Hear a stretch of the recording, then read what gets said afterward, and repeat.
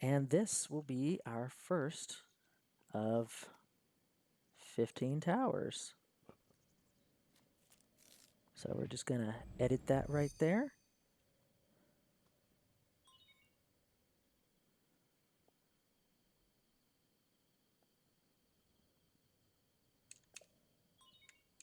Please watch for falling rocks. Yeah, it's going to be a lot of rocks.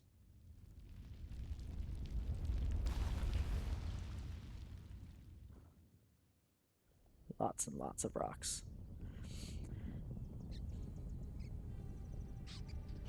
So pretty much this cutscene gives you the type of scale you're dealing with in this game. These towers are so massive, so huge that they literally shake the ground for miles around as they rise up out of the earth.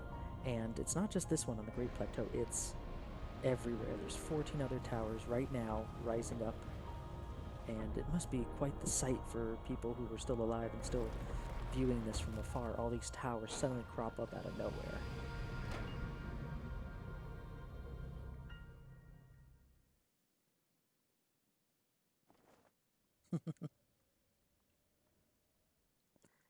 Now, when I first played this game, I had no idea what these towers were about. It wasn't until, of course, what happens next that I realized, oh, they're map points. They generate maps for your tablet, your Sheikah slate. I keep calling it a tablet.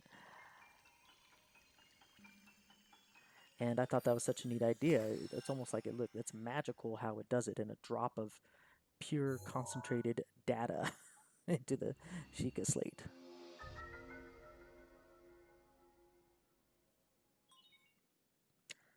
So this is actually the smallest area that gets mapped out in the game.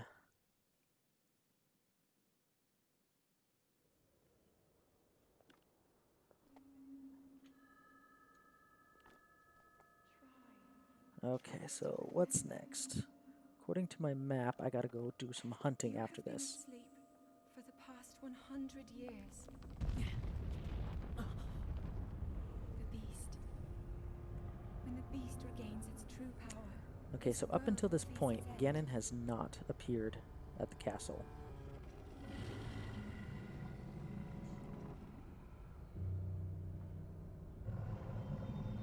Yeah, that thing's kind of terrifying. This is literally the most eldritch abomination sort of version of Ganon to date. You must hurry, Link. Before it's too late.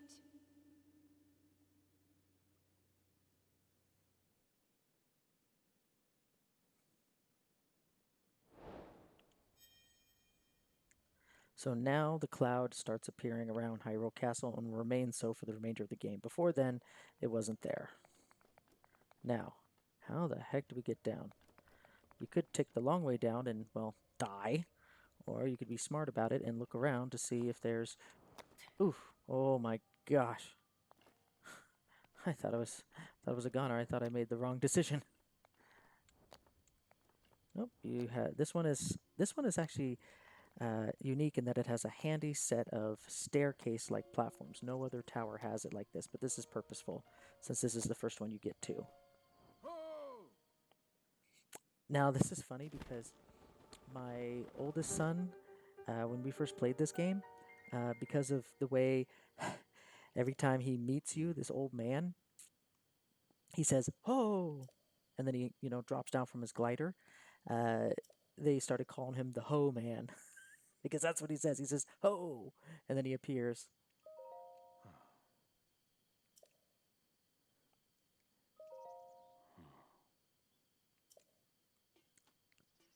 All right. Yep, we sure did.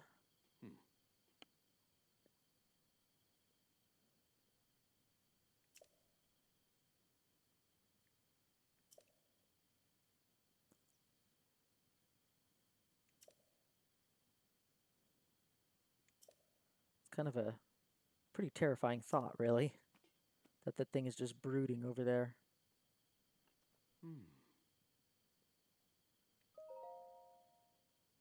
And some people have made it to the castle directly off the Great Plateau. I won't be exactly doing that directly, but I will be doing a different route to get there first.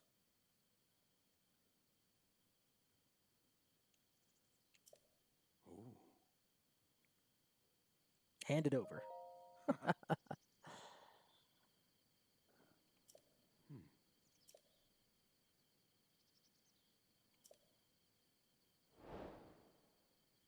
And we have a new main quest. This is probably the most quest-heavy portion of the game. Because, as I said, it's a great big tutorial, this whole area. And once you've finished learning it, all the quests will pretty much evaporate except for one, until you get some more side quests later on, and we'll talk about that when we get to it. Oh, you will become so intimately familiar with these things. These are called shrines, and there's 120 of them. And we're not going to hit up all of them, but we're going to hit up most of them. Well, maybe a third. At least a third. Okay. Speaking of which, I also want to do some fishing as well. Because oop, yep.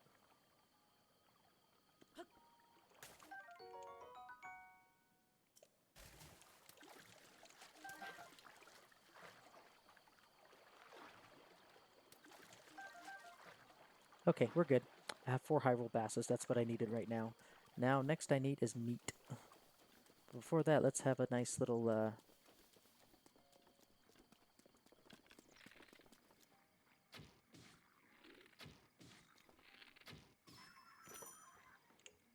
Okay, we got rid of the lookout.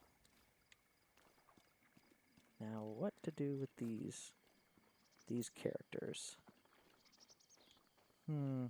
I don't have many opportunities here to enact different types of justice.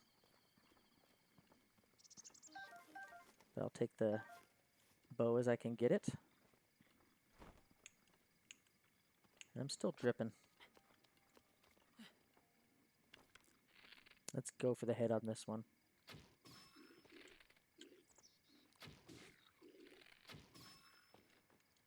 Alright, time to go in. Ooh, he's an archer. Let's go after the archer first. Okay, he's done.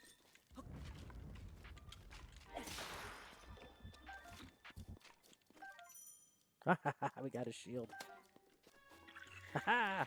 And he's so pissed. He's like, how dare you. And this is our first unlockable chest. There are tons of small little enemy encampments, like literally littered all over the place. You just need to stumble across one and pretty much raze it to the ground. Really? Forget it. It's not worth it.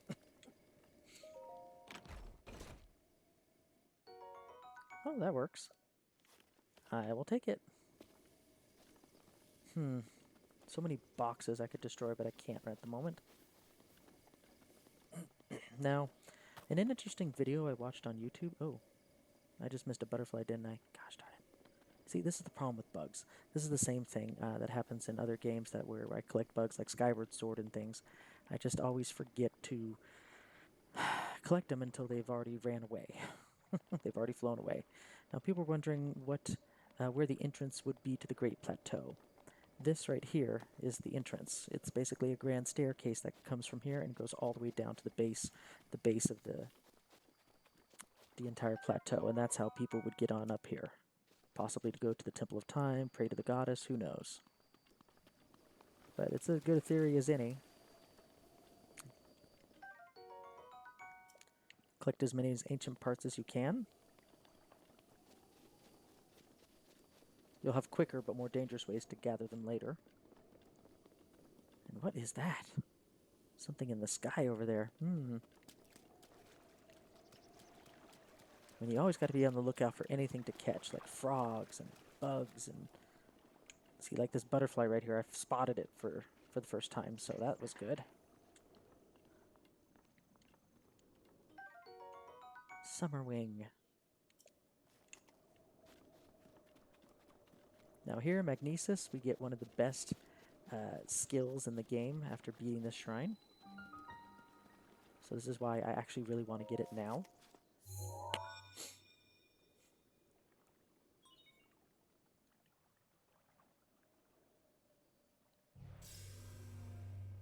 And we have now activated it as a warp point.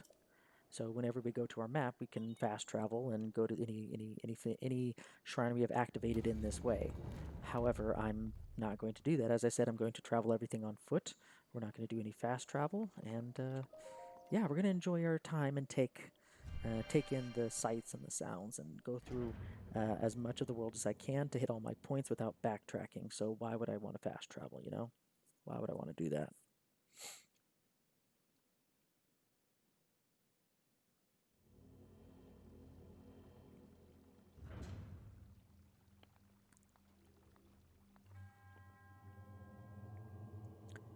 So these 4 trials on the plateau, they're here to make you get a new power and to learn and understand how to use that power. So when you go to the shrines off the plateau, you have all the tools and techniques that you need to complete anything that you come across.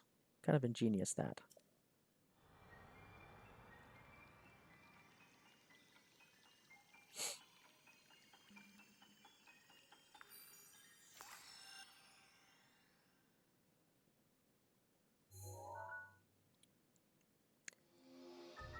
Now, I believe that we've had a Magnesis gloves or mitts or something in a previous Zelda game, so this is kind of like the return of that particular item, if you will.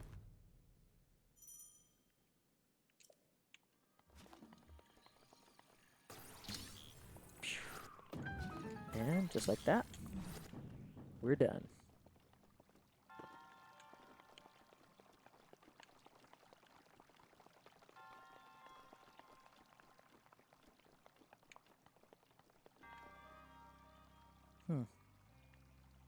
I forgot that there was a box over here.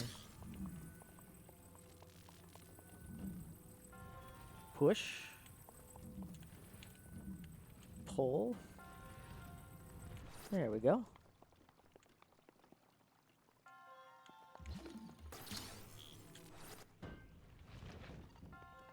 And we have our first little guardian enemy. And just like that, it's easily destroyed.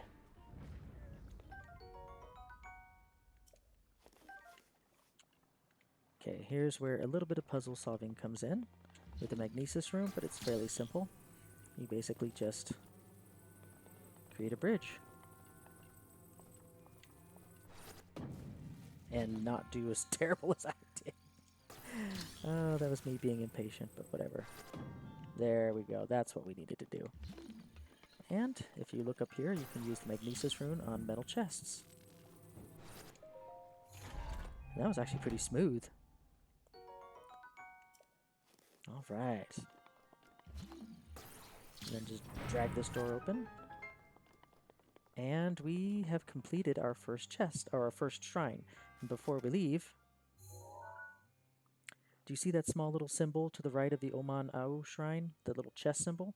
If you see that on top of a shrine in the map, you've pretty much collected all the chests in that particular shrine. So if you're unsure if you've collected everything, look at the title, and that'll tell you, that little symbol will tell you that you've got all the chests in the shrine. I actually didn't notice that the first time I played through the game. So when I first realized what these things were mummified Sheikah, I thought this was kind of dark. I was like, wow. I was not expecting to see mummified Sheikah in a Zelda game, so this was definitely a step forward in taking this entire thing seriously. And then they disappear. They have been sitting here, barely alive, waiting for you. Waiting for you to release them from their trials. And I think that is our first shrine, actually, if I can... There we go, first shrine.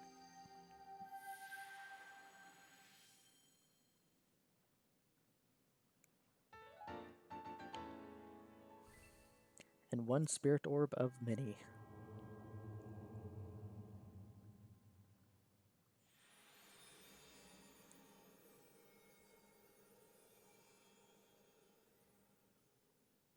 So you're going to have to release the spirits of about 120 monks, Sheikah monks, before the end if you want to get 100%.